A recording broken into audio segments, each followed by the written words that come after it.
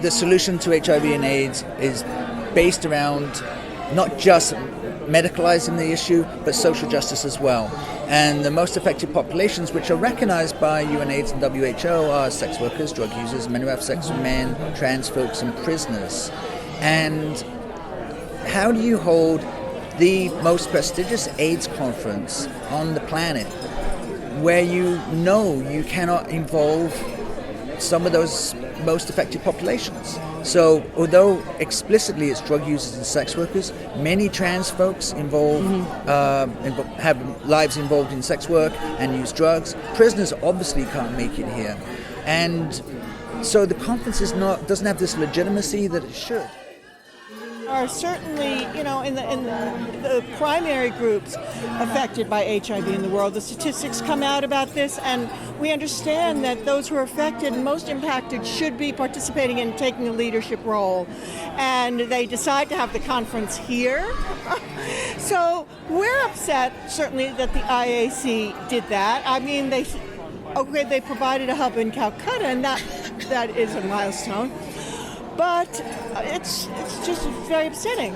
On the other hand, the tide is turning. And the recent Global Commission on HIV and the Law just came out with a fascinating and exciting report against the criminalization of sex work and other marginalized groups, and talking about empowerment. So I think that the tide is definitely turning. I hope they learn the lesson and they do not do this again.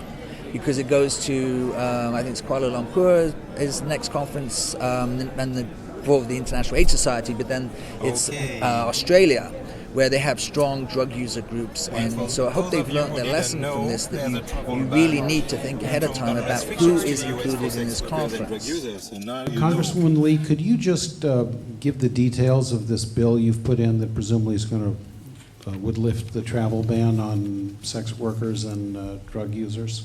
In the bill, we engage, and we say we must engage meaningfully with key affected populations in the HIV response, specifically men who have sex with men, transgender people, sex workers, and people who inject drugs. Sex workers are criminalized in ways that the general population is not, and we are also incredibly effective at creatively introducing our own methods of dealing with HIV, of preventing HIV, and of addressing HIV in our own communities. Many sex worker-led health initiatives and programs have been awarded and really been praised for how effectively they take care of this community. And so when there's a conference which is addressing populations that are disproportionately affected by HIV, and yet those of us representing those communities aren't able to be included, it's really problematic, and it's a disservice to the conversation. And it's also important for us to talk about things like the exclusion of sex workers from organizations funded by PEPFAR. PEPFAR funds many international organizations but will not fund those that don't have a exclusion clause for sex workers who have not taken a stance against sex work. And that is very detrimental. I think it's important for the International AIDS Society to create an opportunity for sex workers across the world to meet each other and create community, because while there is this excellent alternative to folks who are not able to enter this country because they're a sex worker or a drug user, it makes it really challenging for sex workers who are here to actually meet those folks face to face and ultimately create community.